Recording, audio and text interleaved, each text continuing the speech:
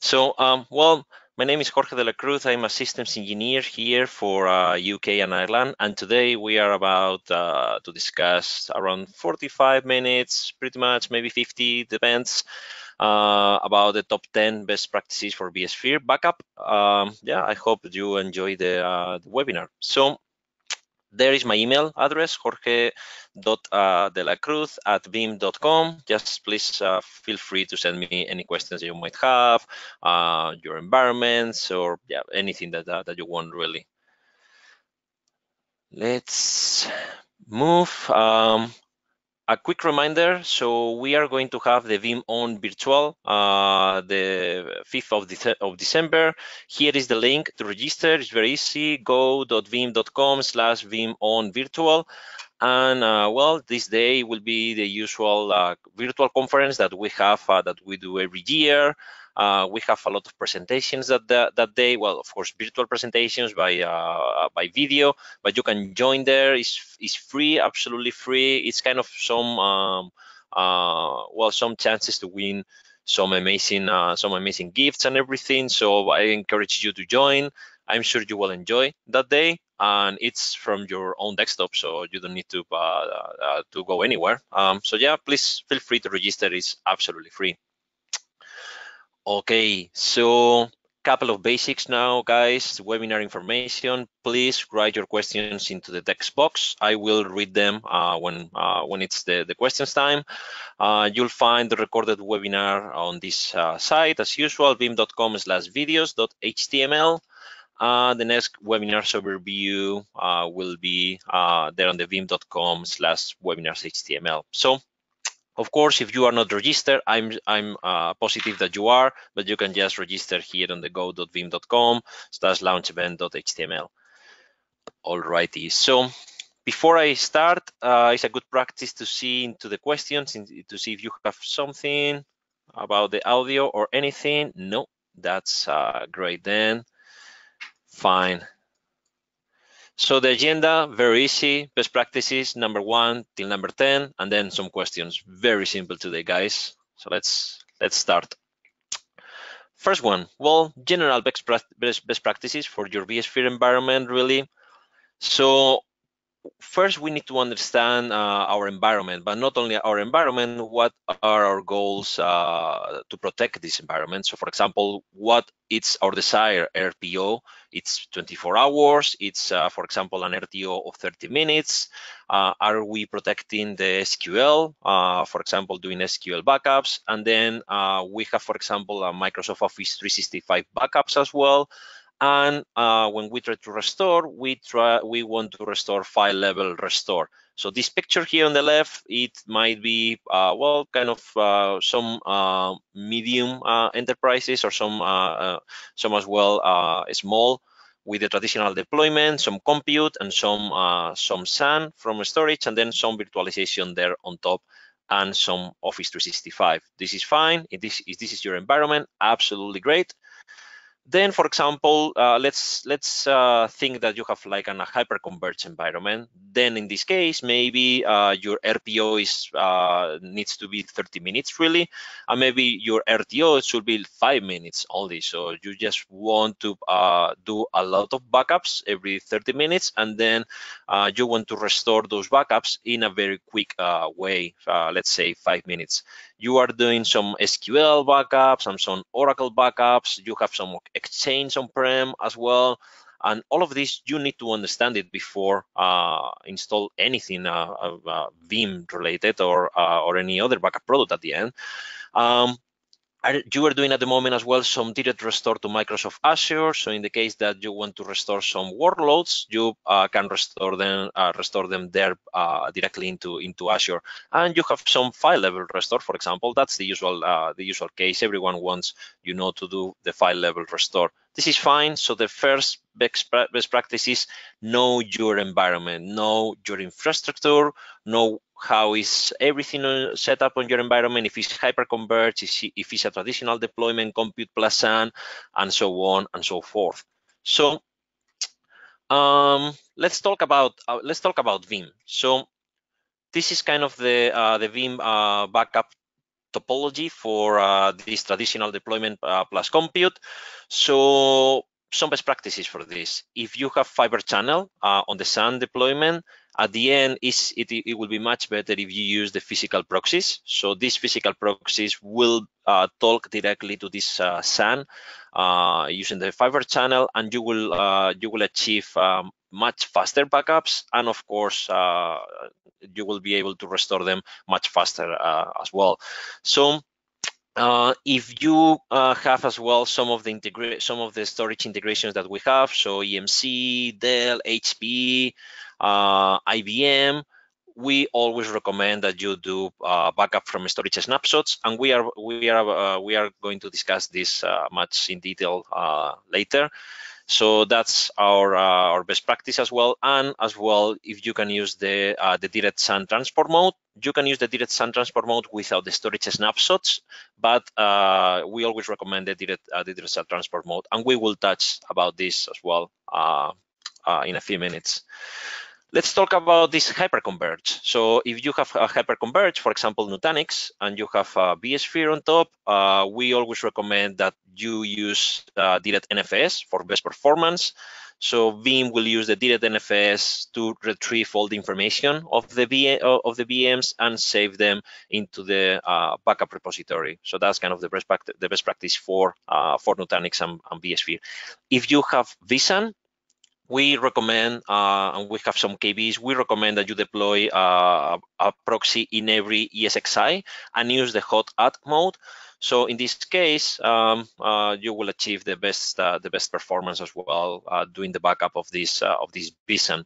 And again, we have another some KVs around this. You can use the transport mode as well on a vSAN environment or in any environment with 10 gig, really. But I think with hot add, you will achieve better performance pretty much always. If you have some of these new NetApp hyperconvergence as well, we announced a couple of weeks ago, or last week it was, the integration with backup from storage snapshots for this NetApp hyperconverge.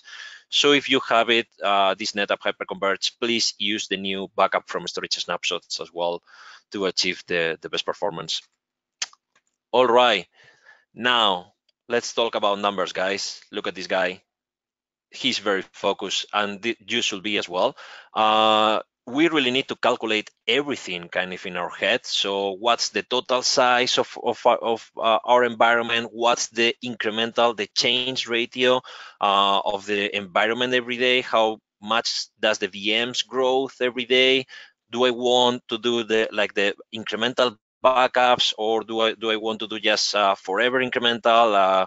Do I want to use synthetic, and so on and so forth? So I know it's very complex. It is indeed, but we have some tools. So at the end, please use the force, and the force is our magic rps.thewin.me. And this is a kind of a website which you have access.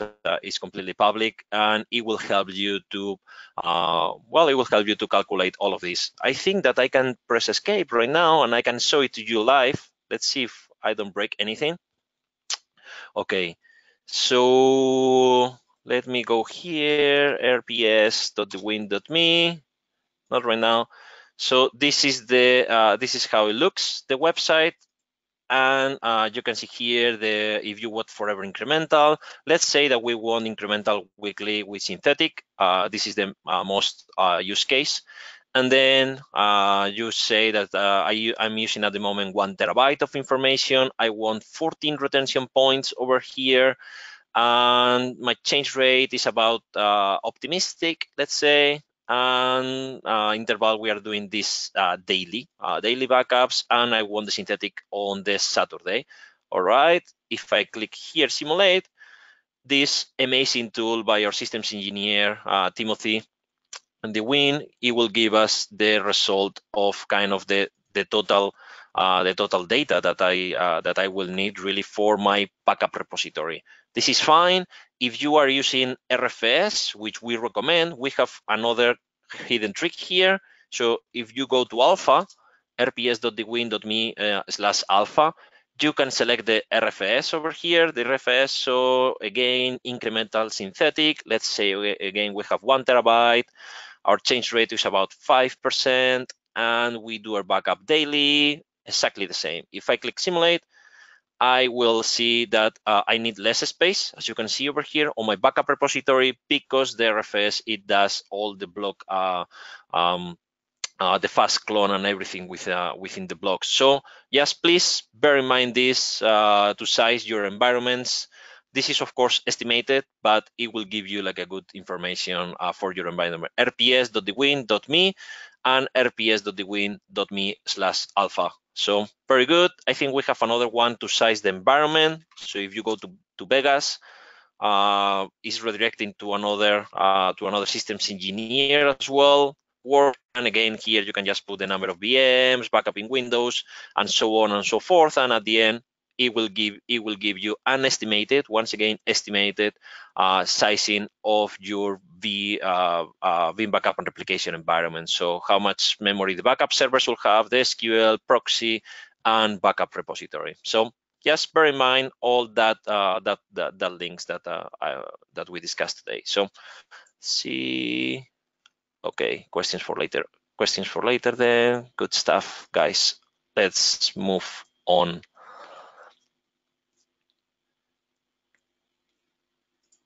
All right. Okay, we have seen this already. Veeam backup modes. Let's talk about the Veeam backup modes. So Veeam has some different transport modes where we retrieve the information, the proxies retrieve the information, the VMs information from the hypervisors.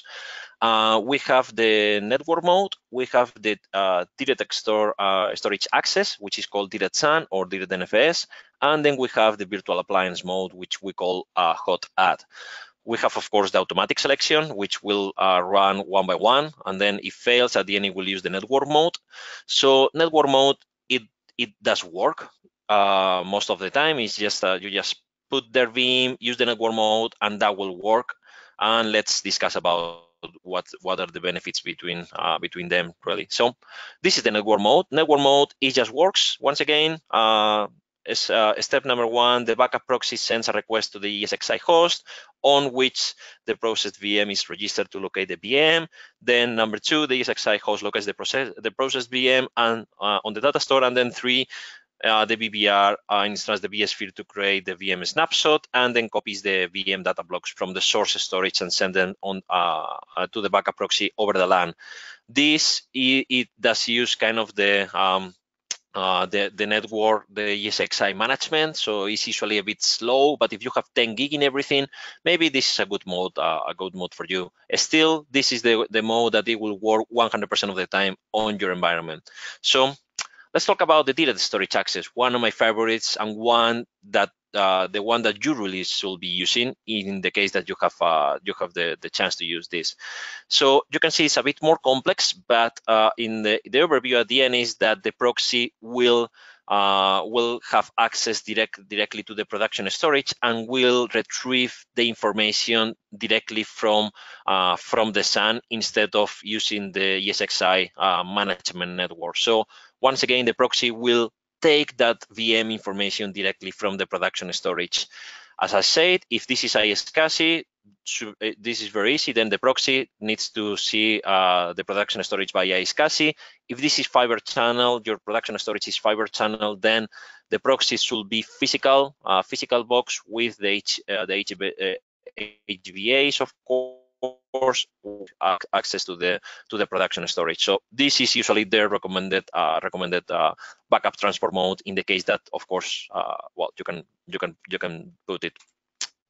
Virtual appliance mode, another mode that it works pretty much all of the time for you. It just needs a bit of configuration. It's just that the proxy will, as you can see here, the proxy will instruct to create, well, VBR will instruct to create the backup. We will create the snapshot, and then we will mount that virtual disk with the snapshot. We will mount it on the proxy itself. So you will see changes on your vCenter when we do the backup, and you will see that the VM of the proxy, it grows in disk, and then when we finish, those disks got removed. This is absolutely fine. Of course, this add some stress and some work into your VMware environment. So for that reason, I prefer the direct SAN always, but this works much faster than the network mode itself. So as you can see here on the proxy, we mount the disk and we process that the data directly from the proxy processes directly from itself, from the attached disk, and it's usually super fast as well. So those are the three transport modes. So just pick the one that you want. If you don't want any complication, just use the network mode, and that's absolutely fine. If you want to step up your backup strategy, just try to do the direct SAN mode, because that will accelerate a lot the backups and how you take them. Restore planning. Well, at the end, with Veeam, you have 57 or even more restore possibilities here. So you can just use the file level restore. So you can restore some granular files. You can use the Veeam Explorer for the storage snapshots to retrieve the information very quick from a storage snapshot itself. So you are not kind of using any backup repository. All the storage snapshots they are on the storage arrays, and we can retrieve granular information or granular application data from those. We have there at the bottom, you can see the link. We are going to send it to you, the slide, so you will be able to click on the links. And what we really need to care about is the explorers. We have something what we call Veeam Explorers for different applications, as you know. So the Veeam Explorer for Microsoft Exchange will allow you directly from a backup file or from a storage snapshot. It will allow you to retrieve granular information from your Exchange environment. Any email, calendars, contacts, absolutely everything that you can imagine. You can restore it back to the user, back to other users. Imagine that someone goes into maternity leave or paternity leave. Maybe you have some important folders. You can just take the backup from that user and take that important folder and send it back to the new hire while covering that person. So very good. Then we have the Explorer for Active Directory.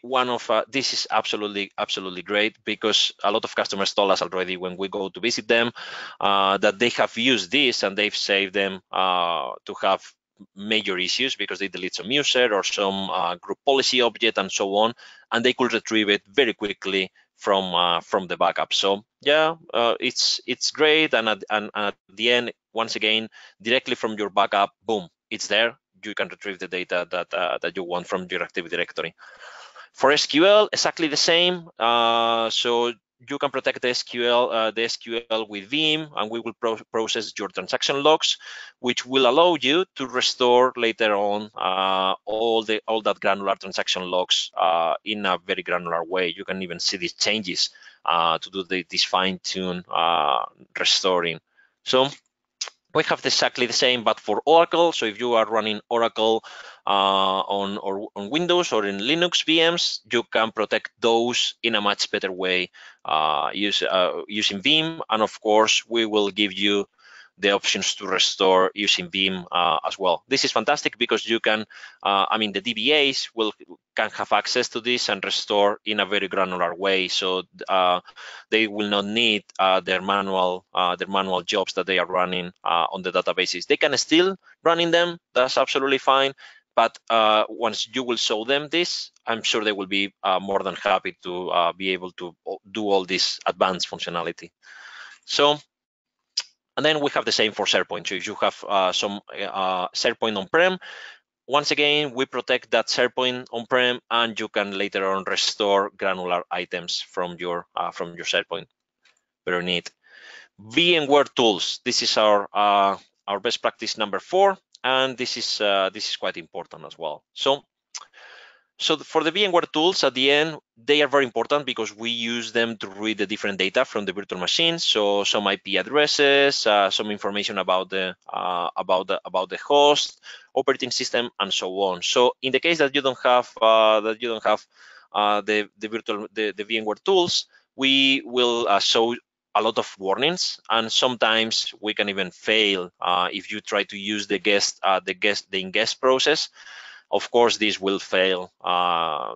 during the backup job, or even when you try to the guest credentials, that will fail. So VMware tools are very important, and I have a best practice here for you as well, not just as a Veeam level, but as a VMware level. So couple of versions ago, VMware introduced this parameter, which is called user bars dot production dot product locker location, and this means that you can edit this product locker location on all your ESXi hosts to point to an NFS or to a SMB, for example, and then on that SMB, what you have is the VMware tools content extracted there. So this will allow you, first of all, that all the ESXi hosts point to the same VMware tools version. And second of all, very simple to update this NFS or this SMB place where you put the VMware tools, really. Of course, the VMware tools, you know that you can download them from the VMware site completely in a separate way. So they are not tied to ESXi or anything. They are there, and you can download them from the website itself.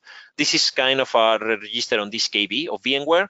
So just please take a look into this KB. Let me show you how this looks like on my environment, so you can just maybe think about that stuff. So let's click escape here once again, and I'm here. I'm back. So this is my. You can see I have a QNAP here on my environment, of course, and then I have here on VMware. I have all the versions and everything. That's absolutely fine. But I have a folder and a specific folder which is called VM Tools Share.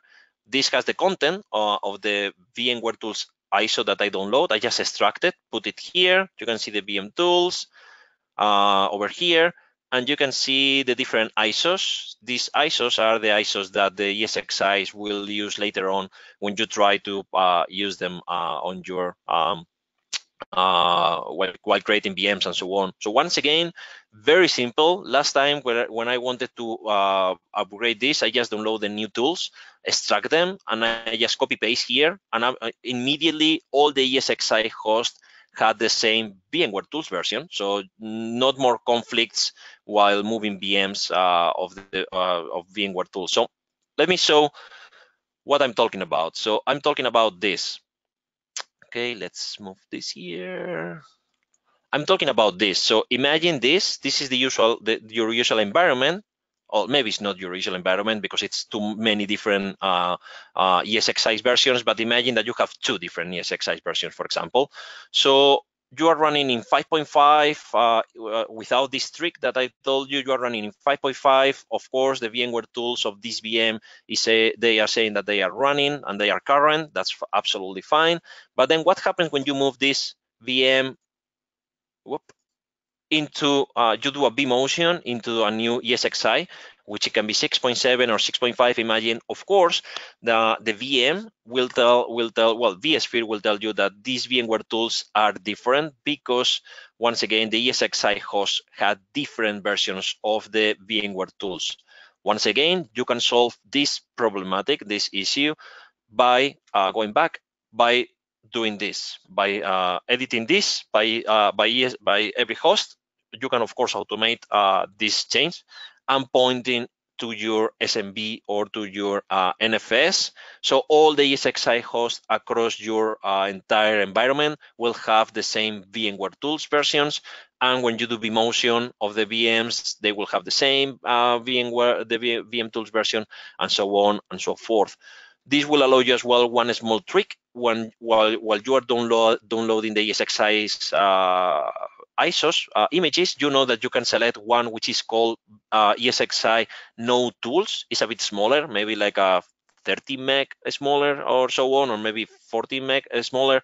That is the version that you can download now for your environment to upgrade your ESXi's, because again, you don't need the ESXi version with the VMware tools inside, because already you have this in place, and VMware really recommends this way for a bigger environment. So please take a look into this, and this is everything that I have about VMware tools. So hopefully you like it. Okay, storage snapshot integration. Once again, one of my favorite capabilities. without a doubt. So we have some major integrations with all these guys: Lenovo, IBM, NetApp, Nimble Storage, Pure Storage, Infinidad, HP, of course, 3PAR, and so on and so forth, Cisco. So why is all of this is important? Why the storage snapshots are important? Well, let's move into the next slide. So this is the usual standard VM backup, right? So we open, we trigger the backup job, then we open the VM snapshot, the VMware snapshot, then we process the backup during time. I don't know, it can take a few minutes, it can take a few hours, of course, it all depends. And then at the end, VMware needs to commit the changes, do that VM snapshot delete, and that delete is kind of merge the changes from before the backup and after the backup. This usually takes time, processes. If the data store that you that VM it's on goes full, you will have a lot of problematics with this, and I'm sure that during time you have seen this already, these troubles that I'm talking about. So well, this is how this is how it performs without this the backup from storage snapshots. Let's see how does this work with the storage snapshots integration, and this is very smart. So with the storage snapshot integration, what we do is we create once again the VMware snapshot, and at the same time, Veeam creates a storage snapshot as well. So on the array, on your array, you will see a new storage snapshot itself. And then within seconds, we close the VMware snapshot. So it takes us just a few seconds to open the snapshot and then close the snapshot, maybe 3-4 seconds. So the VMware environment doesn't suffer at all. And then on the background, what Veeam does is just retrieve that backup information from that storage snapshot itself. So once again, the proxy are talking directly to that storage array, and it's taking the information very, very quickly, much faster, much secure, and once again, your VMware environment, it's not suffering at all. And of course, the backup, it will take much less time because we are talking directly to the storage array itself. So we usually, I think we usually say like between 10-20% less time takes with the storage snapshot, sometimes more even, because it's super fast retrieving this using the storage snapshot. So if you have Enterprise Plus edition from Veeam, and you have some of the vendors that you have seen, the good thing with Veeam is that we don't license per vendor or anything. So if you have Enterprise Plus, you can have integration with all of these guys. So if you have today NetApp and you are moving tomorrow to Nimble Storage, that's absolutely fine. Or if you want to keep them together, that's absolutely fine, because Veeam will have the integration for both. So yeah, that's great. And this is the kind of the comparison between the different vendors, you see. So you can see the Cisco, Dell, and all the vendors, and then we have different categories. So the backup from storage snapshots, we can perform it in all of them. Then we can perform just in a few of them snapshots with the snapshot retention, as you can see there. And then we have the last column here, the snapshot replication. This is great because we can leverage the technology on the arrays itself. So you know that, for example, on the Nimbles, if you have two Nimbles, you can replicate snapshots from one Nimble to another Nimble. You can do that in a Nimble operating system level, but you can do this with Veeam as well. So Veeam will be the one orchestrating your snapshots orchestration from one side to the other side. We can do this as well with IBM and series, and we can do this with the NetApps as well. So, okay, very good. I hope you understand all of this and you see the benefits really to do the backup from storage snapshots. This will end. This is another benefit. So you can see that you have your 24 hours backup window, which might be fine for you. That's absolutely great.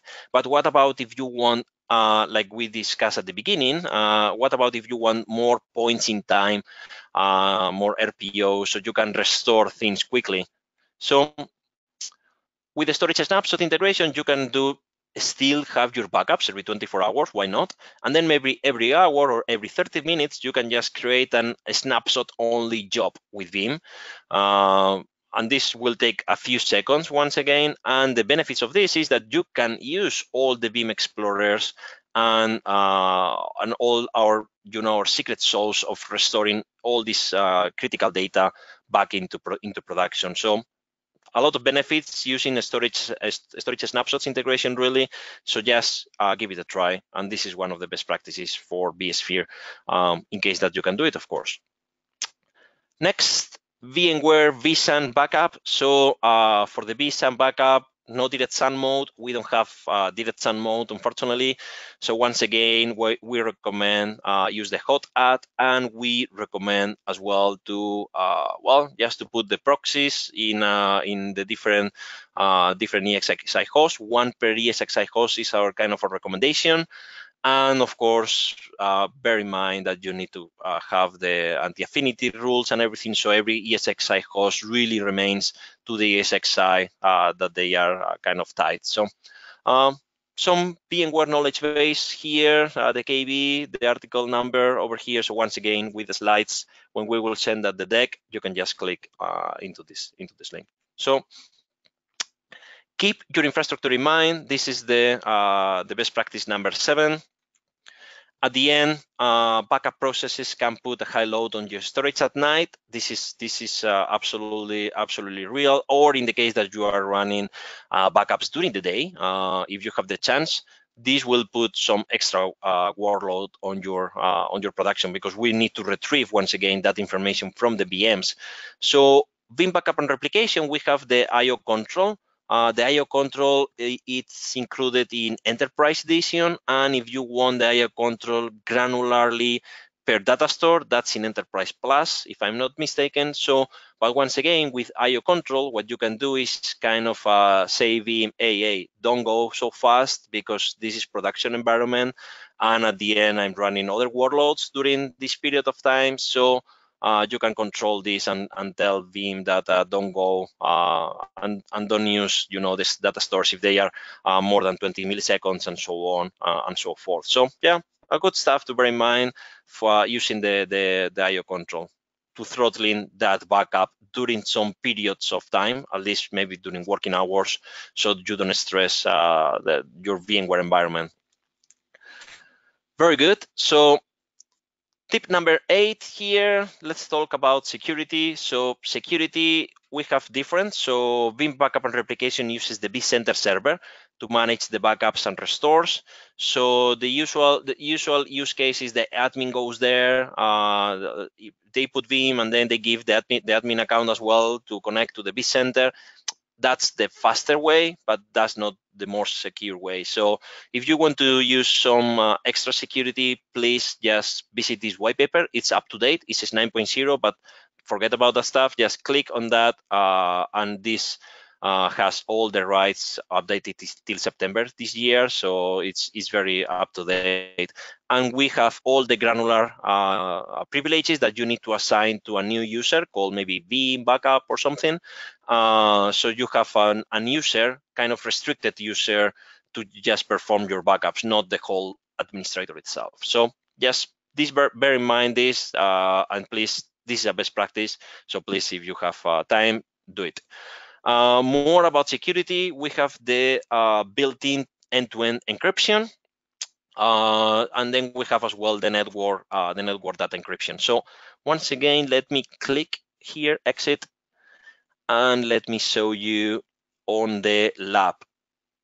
Whoop, let's click here. Let's go over here. And then let me show you the Veeam server.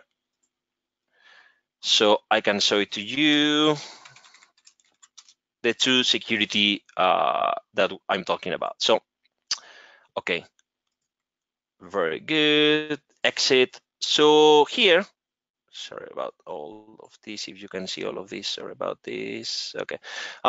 So here, network traffic rules, on the network, you can, sorry about that, so you can add a network here and then protect and encrypt the traffic on your whole network. So all the Veeam components talking between them, they will be all that connectivity will be encrypted. So you can just click here, and all of these will be encrypted on this range.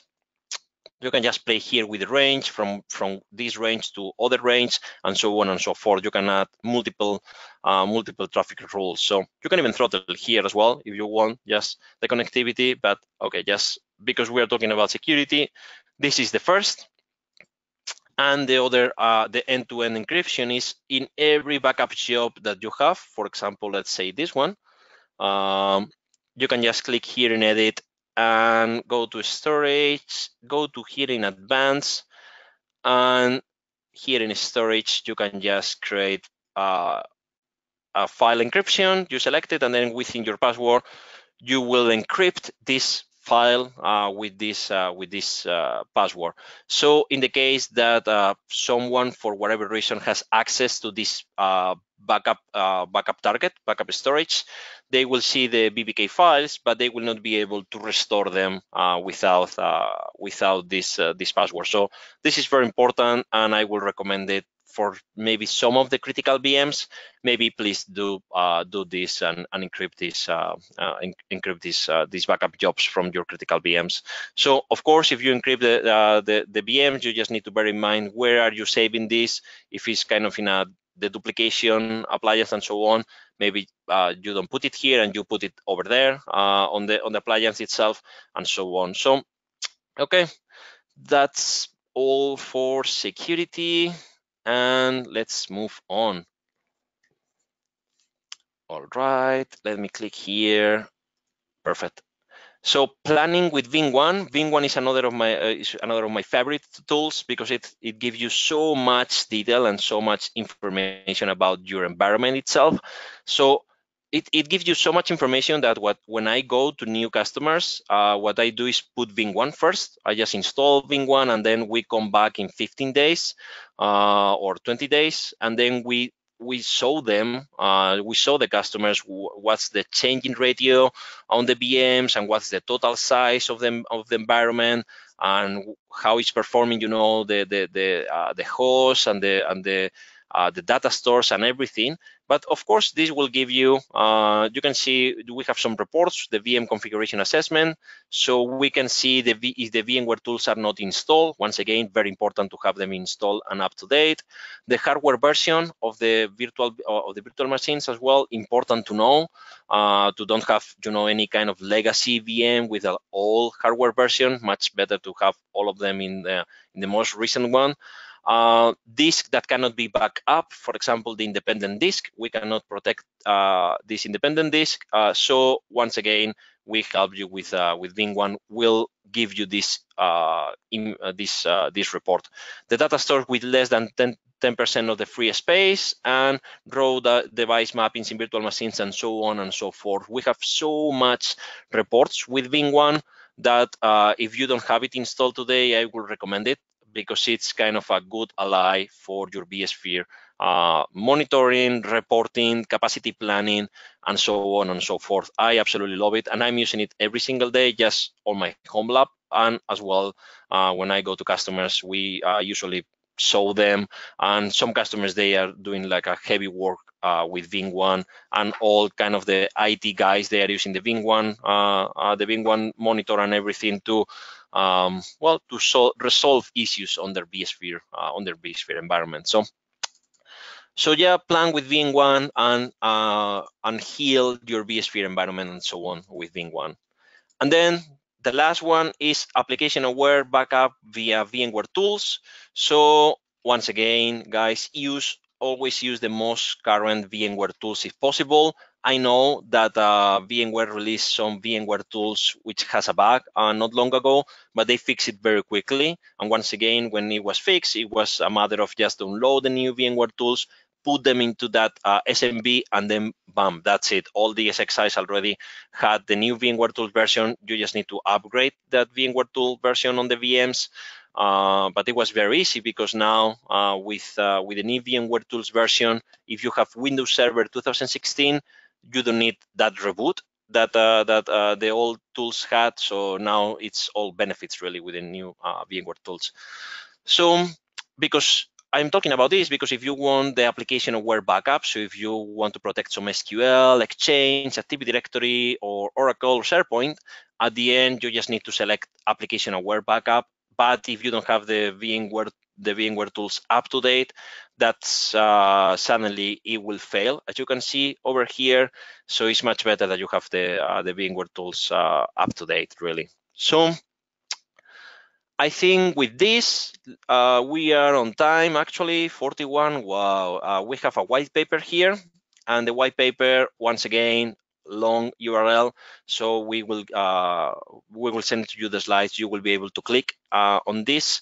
And this white paper is pretty much the same that we are discussing today on the webinar, but kind of in maybe 15, 16 pages white paper. So you can just have all these best practices printed or on your desktop, so you can well, just give it a try and just improve your backup strategy, really. So what else with this? Thank you for now, but let's see about the questions. So one sec, let me click here. Let's see. So if you have questions, guys, now is the time. Oh, wow. Okay, let's see. Okay, all is okay. I see screen okay. Is there any way to leverage block clone for backup copy jobs so that my month and year and full backups are massively reducing space via block clone? Well, the via block clone at the end, it will be when we do the synthetic full backup, really. So when you are doing the backup copy, you are not going to leverage this block clone. So what I recommended to you on this case is what I'm doing on my lab, and what I recommend to the customers. It's on the production backup repository, you use RFS. So at the end, you are just doing all these benefits of the block clone. And then on the backup copy jobs, I'm saving them into backup repository with Windows Server 2016 in NetFS and with the deduplication enabled. Because on that case, that deduplication will well, take care of that and reduce much more all the blocks and everything. So I think I can show it to you. So let me click here and I can show it to you that live very quickly. It's over here, and then on my lab, let me move this here. So, and if I click here, sorry, on the server manager, whoop. On my server manager, I have one volume with RFS and I have another volume with NetFS, not recommended, of course, all in the same server, but this is just, I mean, this is just a small environment. So you can see here, this is my volume with RFS, and this is my volume with the duplication enabled. So I'm just saving 55% at the moment. So I'm saving 600 gigabytes. So for my environment, it's not that bad. So once again, I'm saving my backups, my 2 weeks backups into this RFS. And then I do the backup copies into this other volume with the duplication enabled. So all of this is in Windows, it is enabled, and you can just, well, just give it a try. It's free, guys. So, all right, let's see more questions. Whoop. Vision recommendations apply to Dell VxRail. I can look into that, but if the Dell VxRail, if the Dell VxRail at the end is like a hyperconverged, yeah, I will say they are the same recommendations. But I will follow up with that maybe by email. Please share the slides. Yes, the slides will be shared with you. What is the best practice to backup and exchange DAG setup? DAG. Okay. For this distributed environment with Exchange, we have something what we call the Veeam agents. You know that we launched it like 3 years ago, pretty much.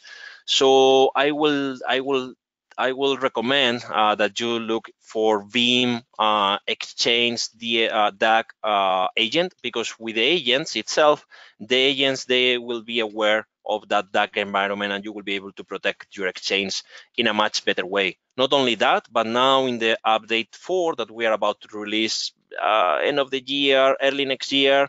So on this update 4, the Veeam agent for Windows comes with a version 3.0, and that agent will improve these backups for your Exchange, really. So once again, we have some white papers today for Exchange.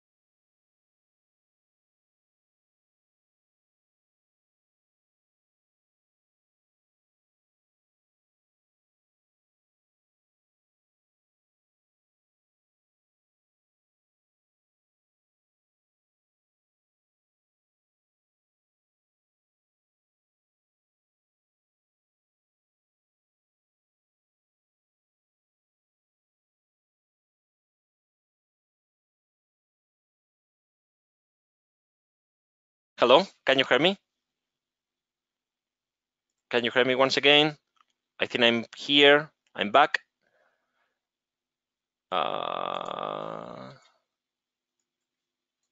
Okay, yeah, okay. Sorry about that. Yeah. So, how do we speed the how do you speed the source? Well, you will need to look maybe by adding more proxies. I don't know how many proxies do you have. So, and I don't know what is the target and how are you throttling the target. So we will need to look into this in much detail. Please send me an email and we can do maybe a WebEx or something so we can just give it a try and see if we can improve your environment. Is this fast for your iSCSI environment? It all depends. So you can use SAN mode with 1 gigabit Ethernet, and that will be SAN mode still. So that speed, 42 meg. I don't know. We will need to look into what's going on and what's kind of the throttling there, what's going on there. Planning Dell compelling for VMware Snapshot. Well, as Anton Gostev says, everything is on the roadmap. So I don't know. I can look internally and let you know back if we have something for Dell Compellant. It's better to use Veeam to back up the database rather than use the database native tools. If Veeam, then it's better to use application to the Veeam agent. We this once again, this can be completely up to the DBAs. You can just do the backup of your database the same way you were doing all these years, but then maybe add this extra functionality with Veeam and protect it with Veeam. Just give it a try maybe on the Sure backup, so you can just instead of on the data labs. But I don't know. We don't have any. It's not any better way other than the one that the DBA really likes and feels confident with. So yes, it's completely up to you. If you want to put much better protection for the SQL, yes, you're right. The Veeam agent for Windows, it has deeper integration with the SQL, and for a high-load databases, we really recommend the Veeam agent for SQL. Will there be support for storage snapshot in combination with Dell AMC vPlex? Again, I think something will come at some point, so I will look internally and let you know. License implication for Veeam 1. Veeam 1, we have the free version. You can download it and install it for free. It's a bit limited. You can see the comparison between versions of the paid edition and the free on the website. If you have VBR today, you can do kind of the upgrade to Veeam Availability Suite. Veeam Availability Suite has Veeam Backup and Replication plus Veeam 1. So that's kind of maybe 20% more of the pricing. I'm not really good at pricing. Just ask your sales in your region. So, or if you want to purchase today as well, when you try to pick between VBR and Veeam Availability Suite, always pick Veeam Availability Suite because it has both kind of in a bundle. So it's always cheaper. How much a hit will encryption add to the backup time? Well, it all depends. Not much really, because this is a built-in encryption with Veeam, so it doesn't really impact much into the backup. But I think we have some white paper or some discussion, so I will look into it and share the details with you. what is the best practice with backing up Oracle DB with Airman and Veeam? So we, on this update 4 that we are about to release end of this year, early next year, we will have an Airman, Oracle Airman integration. So that will be the best practice at that point in time. Is there any way to extract a VBK from one specific restore point in Veeam backup and replication? Well, you know that the first backup is just the VBK, and the rest the incrementals are the VBA, so the VBA incremental or reverse incremental VRV. So yeah, but I think you have them on the disk, and then you can just restore them from there within the tool that we have. We have some native tool, but once again, if you want the restore point when you are restoring some VM, you will be able to select to pick the point in time that you want. So you don't really need to use anything complex. It's very included. You have some videos on Veeam 1. We have many videos about Veeam 1. So I think we have them on the website, but maybe we have some hidden playlist about step by step how to do things. So I will look into that and share that with you as well. Doing that by doing that, but it makes my merge for backup copy much slower. Recently, we upgraded our VMware from 6.7 to update 1 recently, but the backup failed due to the Veeam not ready to VMware update. Do you change? Is there any advice that the length of the time we need to? Well, Michael has left already. Well, we released kind of a workaround for the 6.7 update 1. So just if you update it to 6.7 update 1, which I did on my lab, and I have all the jobs running, it's just a workaround. You just need to tweak something on the Rigidit and then restart the VBR server, and that will work.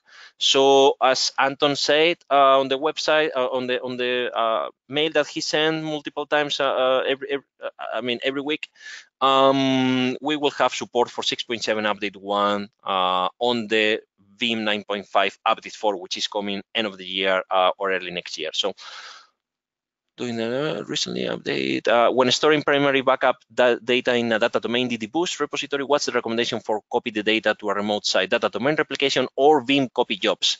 I will recommend to use Veeam copy jobs, mainly because at the end you can do restore operation from that Veeam copy jobs itself. Directly from Veeam, and also you can use the one acceleration between the sites and so on. So at the end you are going to send just the chains data only, and so on and so forth. So once again, this will fit the best strategy for your environment. I personally will recommend Veeam itself to do the backup copy to the other side using one acceleration, but it all depends. Maybe try both, and the best performance for you, that will be the answer for you. So have to go. Next presentation, Jorge. Thanks. Rick, do you have any videos for Office 365 backups with Veeam? We have a lot of videos as well, so let me search for them and I will share with you. Or SQL DBAs in keen on using anything other than SQL native backup? Do you have any information about the DBAs using Veeam for SQL backups? We have some information around that. So let me look internally and share that with you as well. Maybe some comments from the DBAs directly that they send it back to us and so on, or maybe some forum comments, and I'll search and I'll let you know. So audio gone, yeah, the audio alert, have lost file, by the way, out of me, yes. We have a number of, but with the agent, you override all the benefits of a storage snapshot and Kotat. Yes, of course. If you use the Veeam agent for Windows, you are backing up the application itself much better. So for example, the SQL, Exchange and Oracle and so on, but you are exchanging that for the storage snapshots and so on. Once again, it's not like a best strategy for this. It's the one that really suits your environment. So I have some customers very happy with the Veeam agents, and I have some customers very, very happy using the storage snapshots for their SQLs and their Exchange. So, but of course, it all depends. The customer with the agent, they have a really intense database, so it was just or putting the agent or backups taking so long time to do. So it is better to use physical Veeam proxy servers than virtual ones. Once again, if this is a fiber channel, then you need to use the physical ones, of course. If it's not, if it's just a SCSI for your storage, you can use virtuals, but the answer is, do you want to put some overhead on your VMware environment? Can you put it some overhead on your environment so you can put these proxies? Because the proxies will be the virtual proxies. If you put the virtual, that will be virtual CPU and that will be RAM. So of course, that will add some overload to your VMware. If you don't want to touch any of that, then just, if you can put physical, just go for the physicals, of course. So we have a number of VM backups running over 80 scheduled through the day. One have noticed that the processing rate. SIFS backup. SIFS backup pointing to Synology NAS connected 10 gigabits Ethernet. We also use 3 bump. I'll configure the network transport. Is there any way that we can speed things up? Wayne, just please send me an email to my email. So send me an email so we can just maybe follow up with a WebEx, and let's do like a session so we can trick and do everything perfect on your environment, because you have 10 gigs. So yeah, let's do a WebEx session after that. Please add support for Dell Compelling. I'll tell that to Gustav and to the product team. We can replicate NetApp volumes if there is not VM inside. Is it a VM or a NetApp blocking point? Good question, Vincent. I don't know. Let me ask internally. I try myself because I have like a NetApp virtual. So I will try this internally, and I let you know if it fails, and I will let you know if we have a case on this or and so on, a knowledge base. So yeah, never try this really to replicate a volume with without VMs. So I think that our replication, our Veeam always wants to see, you know, the VMFS volumes. So, and with the VMDKs inside, so maybe you don't have any of that. Maybe we cannot replicate it. So that's only theory. Let me came back to you. So thanks, Salvi. Okay, guys. Well, no more questions. So we answered a lot of questions today. Once again, please send me an email. I'm going here up to jorge.delacruz@veeam.com. Any questions you have, if you want some session, you know, some WebEx session with me, I can join your environment and look what's going on, do some improvements and so on and so forth. So thank you so much. Thanks, Denny. Thanks, Neil. Thanks everyone for coming. Thanks, license admin. Thank you for coming, guys. Have a good day. Bye.